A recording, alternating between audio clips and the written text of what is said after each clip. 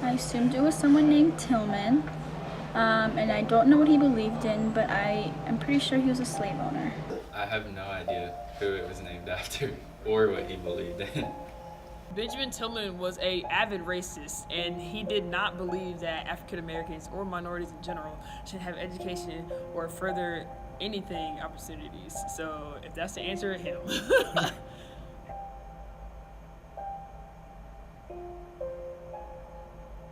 A plantation? No. A very, very, very big slave plantation owned by John C. Calhoun.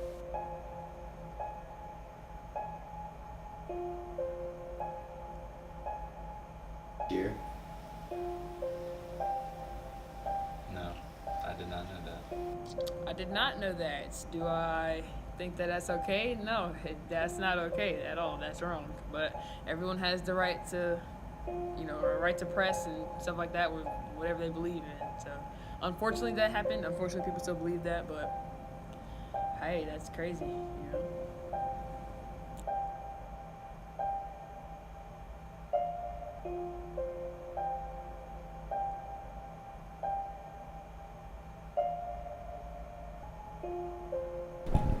Do students know the history of the people that made Clemson University what it is today? Clemson University was founded on the roots placed by the very influential John C. Calhoun. In a presentation by Rhonda Thomas called Call My Name, African Americans in Early Clemson University History, she explains that Calhoun's family lineage as well as the lineage of their African American slaves is what made Clemson University what it is today. The thing about the history is that it is not well known due to its relation to slavery, convict labor, and the Confederacy. Knowing this history is very important right now due to the racial tensions that have grown over the past 3 years and to be informed in general. Racist events have occurred at Clemson University, so it is not something we just see on the news. Furthermore, racist actions have deeper implications when they occur in places that have a historically racist past, such as Clemson University. Because of this, knowing the history of Clemson University and those who took part in making it is important for us students who are going to become the ethical compass of the future. We need to be informed with accurate facts, and upon acknowledging the facts, we will be able to create room for change and disassociate the negative history that made Clemson University what it is today.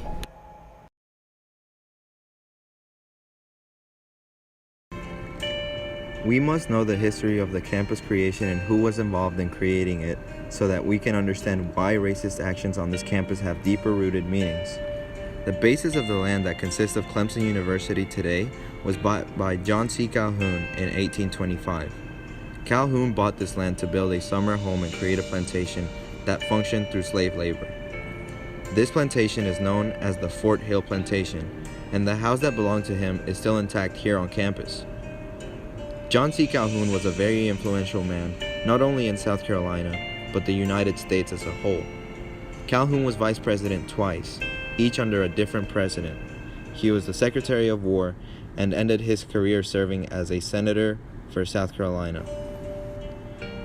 In a newspaper article from 1992, the author described Calhoun as a man who saw slavery as the soundest foundation for liberty. In 1992, commemorating his 200th birthday, Clemson University held a week-long celebration concluding with a lawn party at his Fort Hill plantation, and ceremonies were held in the Senate to honor his legacy. Calhoun lived a prosperous life and fought for what he wanted, which included slavery. After Calhoun died, Calhoun's wife ended up giving the land to her son-in-law, Thomas Green Clemson, along with the slave families he owned. The lineages of the slaves that worked for Calhoun and ultimately for Clemson were a vital part of the creation of our campus today.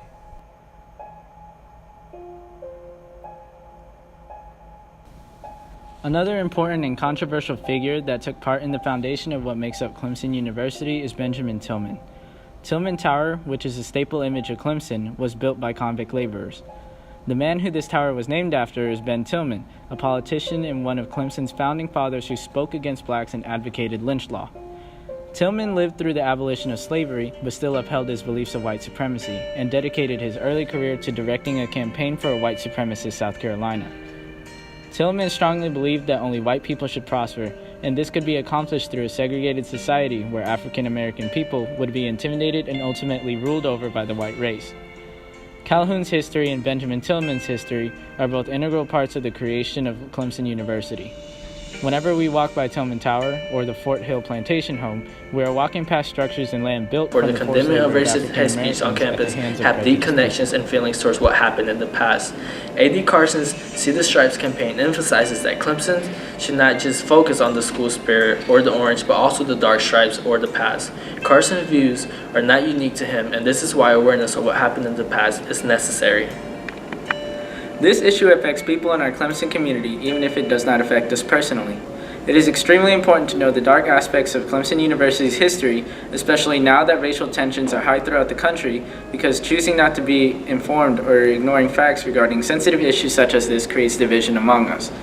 Being informed on Clemson's history allows us to be able to empathize with people who have deep connections and feelings towards the past and choose to bring it up in different situations. Whether it is in the context of creating inclusion campaigns such as A.D. Carson's See the Stripes, or asking for the condemnation of hate speech like it occurred after the racist flyers were placed around campus, we must be able to listen and try to understand where people are coming from. The great late Martin Luther King Jr. said, "We are not makers of history, we are made by history." In essence, we are where we are today because of what happened in the past, and although it may not be for what we stand now, it is what got us here.